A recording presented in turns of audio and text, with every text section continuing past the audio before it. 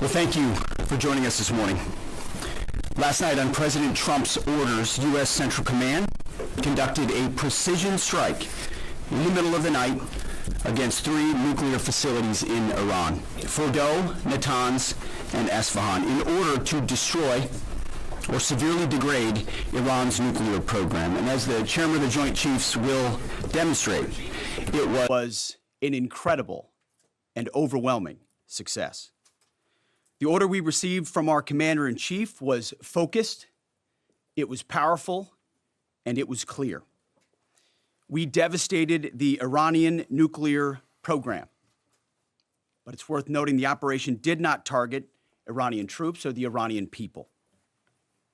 For the entirety of his time in office, President Trump has consistently stated for over 10 years that Iran must not get a nuclear weapon. Full stop. Thanks to President Trump's bold and visionary leadership and his commitment to peace through strength, Iran's nuclear ambitions have been obliterated. Many presidents have dreamed of delivering the final blow to Iran's nuclear program, and none could until President Trump. The operation President Trump planned was bold and it was brilliant, showing the world that American deterrence is back. When this president speaks, the world should listen. And the U.S. military, we can back it up. The most powerful military the world has ever known. No other country on planet Earth could have conducted the operation that the chairman is going to outline this morning. Not even close. Just like Soleimani found out in the first term, Iran found out when POTUS says 60 days that he seeks peace and negotiation, he means 60 days of peace and negotiation. Otherwise, that nuclear program, that nuclear capability will not exist. He meant it. This is not the previous administration. The President Trump said no nukes. He seeks peace, and Iran should take that path. He sent out a truth last night saying this: any retaliation by Iran against the United States of America will be met with force far greater than what was witnessed tonight. Signed, the President of the United States, Donald J. Trump. Iran would be smart to heed those words. He's said it before, and he means it. I want to give recognition to the Chairman of the Joint Chiefs of Staff, the Joint Staff, General Eric Kurilla at CENTCOM, who did a phenomenal job, he and his staff, all of CENTCOM. Policy, across the board, this was a joint effort, and across the Pentagon effort.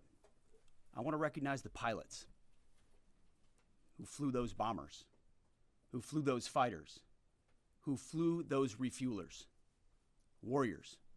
I want to recognize the sailors on those destroyers, in those subs, on those carriers, warriors, all of them.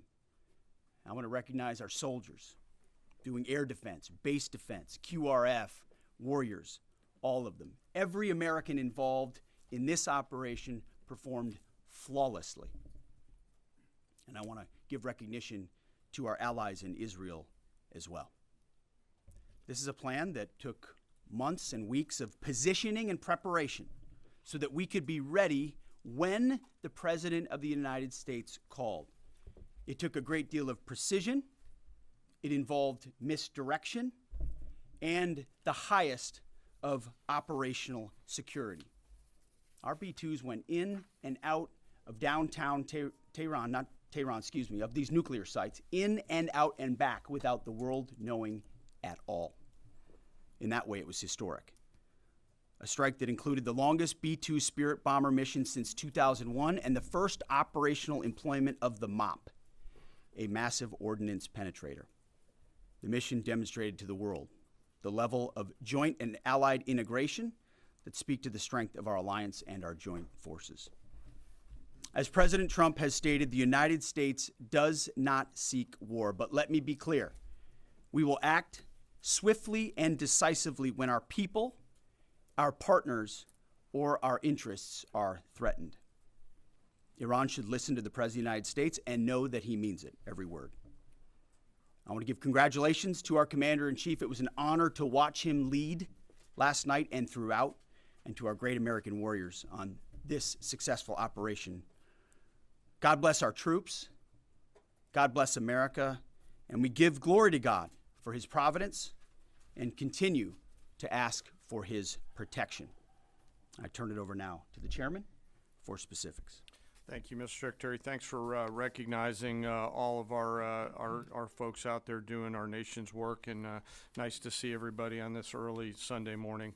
Last night on the President's orders, U.S. Central Command, under the command of General Eric Kurilla, executed Operation Midnight Hammer, a deliberate and precise strike against 3 Iranian nuclear facilities.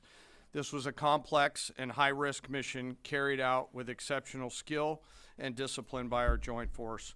I want to thank every service member, planner, operator that made this mission possible. Their actions reflect the highest standards of the United States Armed Forces.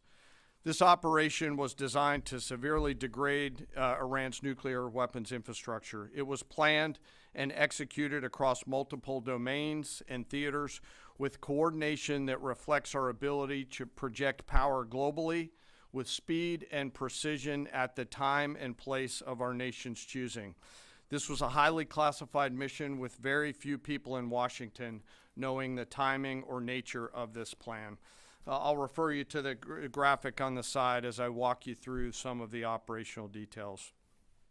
At midnight Friday into Saturday morning, a large B-2 strike package comprised of bombers launched from the continental United States. As part of the plan to maintain tactical surprise, part of the package proceeded to the west and into the Pacific as a decoy, a deception effort known only to an extremely small number of planners and key leaders here in Washington and in Tampa. The main strike package, comprised of 7 B-2 Spirit bombers, each with 2 crew members, proceeded quietly to the east with minimal communications. Throughout the 18-hour flight into the target area, the aircraft completed multiple in-flight refuelings. Once over land, the B-2s linked up with escort and support aircraft in a complex, tightly timed maneuver requiring exact synchronization across multiple platforms in a narrow piece of airspace, all done with minimal communications. This type of integration is exactly what our joint force does better than anyone else in the world.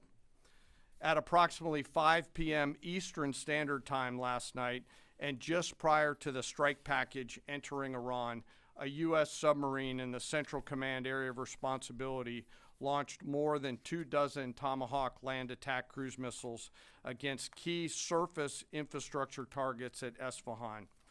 As the Operation Midnight Hammer strike package entered Iranian airspace, the U.S. employed several deception tactics, including decoys, as the 4th and 5th generation aircraft pushed out in front of the strike package at high altitude and high speed, sweeping in front of the package for enemy fighters and surface-to-air missile threats. The strike package was supported by U.S. Strategic Command, U.S. Transportation Command, U.S. Cyber Command, U.S. Space Command, U.S. Space Force, and U.S. European Command.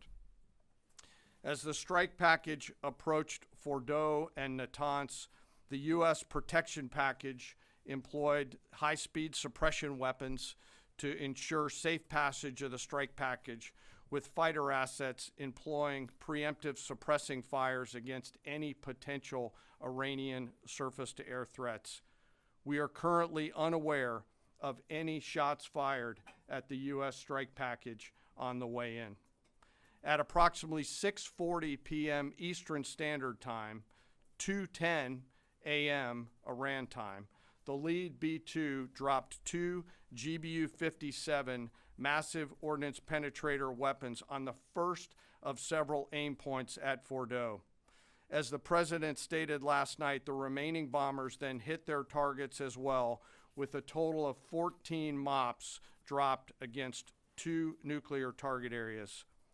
All 3 Iranian nuclear infrastructure targets were struck between 6:40 p.m. and 7:05 p.m. Eastern Time. Again, that's about 2:10 in the morning local time in Iran, with the Tomahawk missiles being the last to strike at Esfahan to ensure we retain the element of surprise throughout the operation. Following weapons release, the Midnight Hammer strike package exited Iranian airspace and the package began its return home. We are unaware of any shots fired at the package on the way out. Iran's fighters did not fly, and it appears that Iran's surface-to-air missile systems did not see us. Throughout the mission, we retained the element of surprise. In total, U.S. forces employed approximately 75 precision-guided weapons during this operation. This included, as the president stated last night, 14 30,000-pound GBU-57 massive ordnance penetrators, marking the first ever operational use of this weapon. I know that battle damage is of great interest. Final battle damage will take some time, but initial battle damage assessments indicate that all 3 sites sustained extremely severe damage and destruction. More than 125 U.S. aircraft participated in this mission, including B-2 stealth bombers, multiple flights of 4th and 5th generation fighters, dozens and dozens of air refueling tankers, a guided missile submarine, and a full array of intelligence, surveillance, and reconnaissance aircraft, as well as hundreds of maintenance and operational professionals. As the Secretary said, this was the largest B-2 operational strike